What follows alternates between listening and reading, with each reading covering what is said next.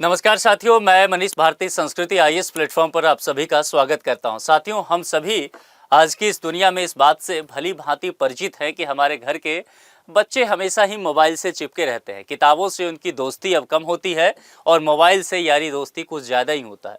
निश्चित तौर पर बच्चों के दिमाग पर इसका प्रभाव पड़ता है, आंखों पर इसका प्रभाव पड़ता है और निश्चित तौर पर पढ़ाई भी प्रभावित होता है। और खास करके कह सकते हैं कि उनका बचपना, जिस उम्र में तितलियों के पीछे भागना चाहिए था, उस उम्र में वो मोबाइल से चिपके रहते हैं। और सोशल मीडिया का जब इस्तेमाल करते हैं तो सोशल मीडिया पर तमाम ऐसे कंटेंट हैं जो बच्चों के लिए, उनकी मानसिक स्वास्थ्य के लिए बहुत बेहतर नहीं है।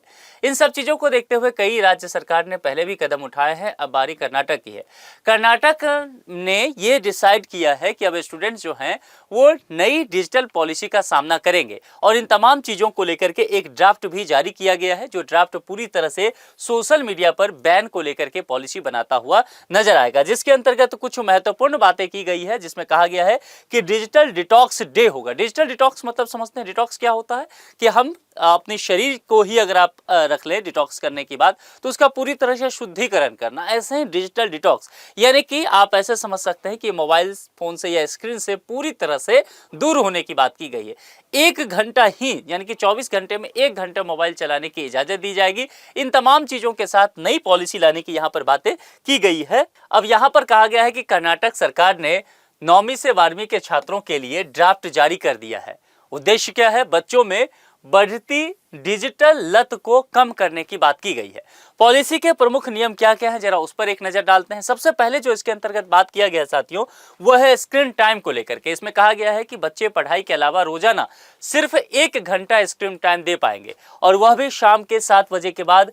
इंटरनेट बंद करने की सिफारिश कर दी गई, यानी कि 7 बजे के बाद बच्चे इंटरनेट का इस्तेमाल नहीं कर पाएंगे। सोने से 1 घंटा पहले जो है मोबाइल स्क्रीन से भी उनको पूरी तरह से दूर कर दिया जाएगा, ताकि वो पर्याप्त मात्रा में नींद ले सके।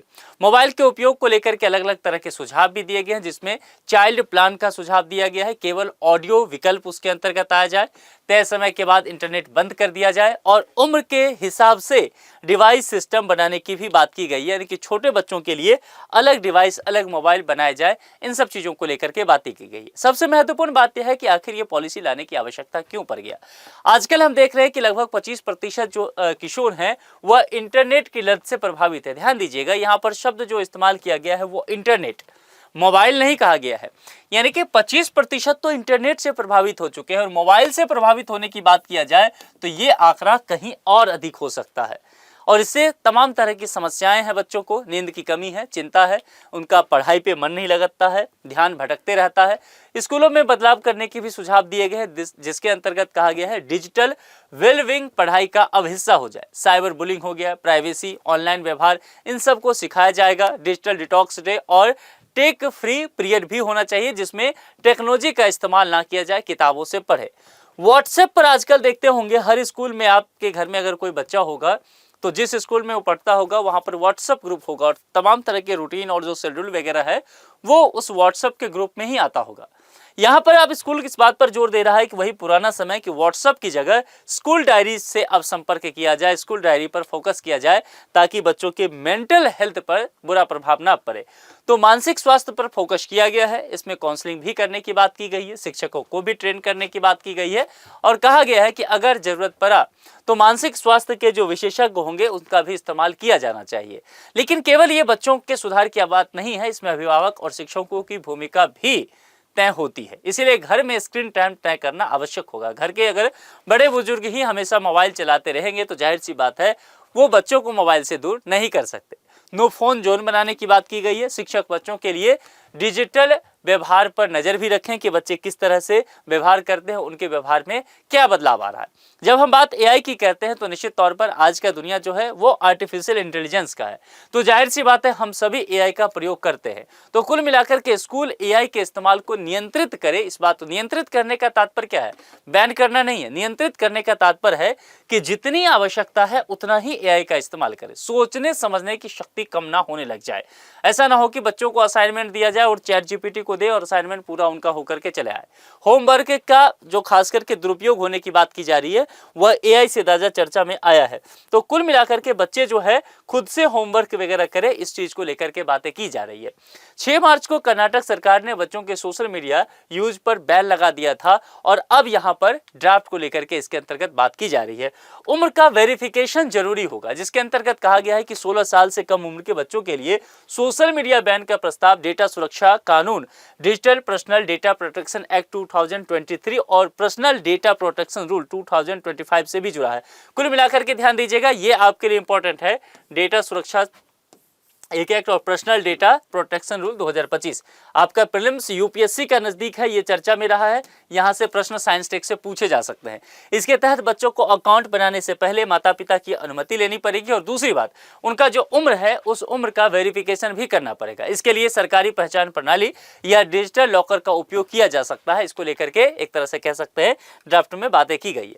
भारत में 16 साल से कम यूजर्स की अगर बात किया जाए, अब कर्नाटक से निकल करके जरा हम भारत पर आते हैं, पैन इंडिया की बात करते हैं, तो 16 साल से कम उम्र के यूजर्स देखेंगे, नाबालिगों की स्थिति देखेंगे तो उसमें कहा गया है 10 से 15 साल के जो बच्चे हैं वह तकरीबन 96% जो है मोबाइल इंटरनेट से जुड़े हुए हैं। सोशल मीडिया कंट्रोल पर राष्ट्रीय कानून हम जानते हैं कि हमारे देश में कोई नहीं है, निश्चित तौर पर इसी का दुरुपयोग होता है। मेटा 60 से कम उम्र में पेरेंट्स कंसेंट बिना लाइव स्ट्रीम नहीं हो सकता है। बच्चों के अकाउंट डिफॉल्ट रूप से प्राइवेट होते हैं। अश्लील हिंसक कंटेंट ना हो। चिंता की वजह क्या है? मानसिक स्वास्थ्य पर लगातार असर पड़ रहा है, साइबर बुलिंग हो गया, प्राइवेसी का खतरा, और बच्चे इससे लगातार परेशान भी रहते हैं। तो कुल मिलाकर के ये स्थिति है कि हमारे घर के जो छोटे बच्चे हैं वो लगातार मोबाइल से चिपक करके क्या करते हैं।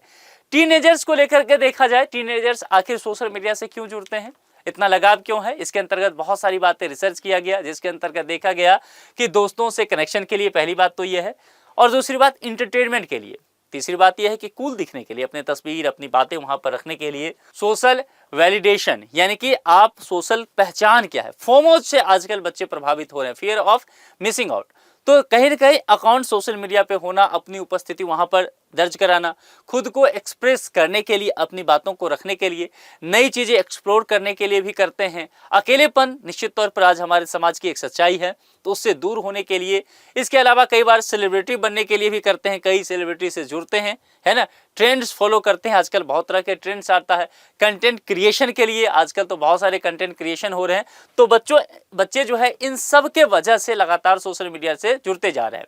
अब देखिए, इससे पहले जो है कर्नाटक ने तो किया ही, लेकिन आंध्र प्रदेश भी पहले ये कर चुका है सोशल मीडिया को बैन करने को लेकर के।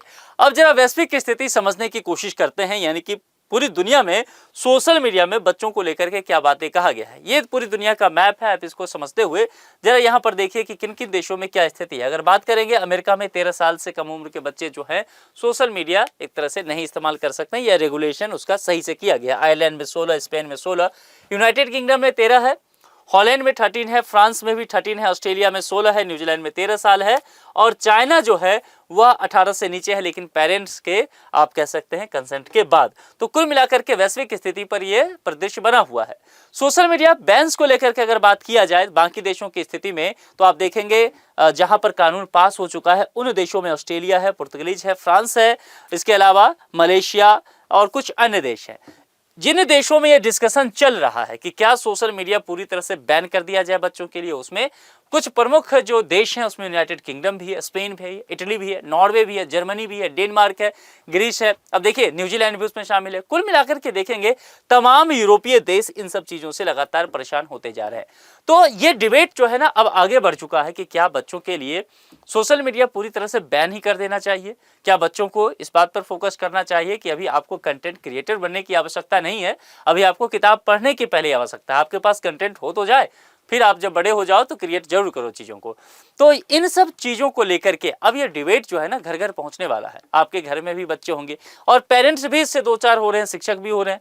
तो कुल मिलाकर के आप क्या इस विषय पर सोचते हैं, अपनी बात कमेंट बॉक्स में लिख करके जरूर बताएं। अब यहाँ पर एक प्रश्न है, कर्नाटक सरकार की डिजिटल पॉलिसी किस कक्षा के छात्रों के लिए है? जो विकल्प है उसके आधार पर आपको चयन करके कमेंट बॉक्स में लिख करके बता सकते हैं। ठीक है, तो आज के लिए इतना ही। जुड़ने के लिए आप सभी का बहुत बहुत शुक्रिया। Thank you so much.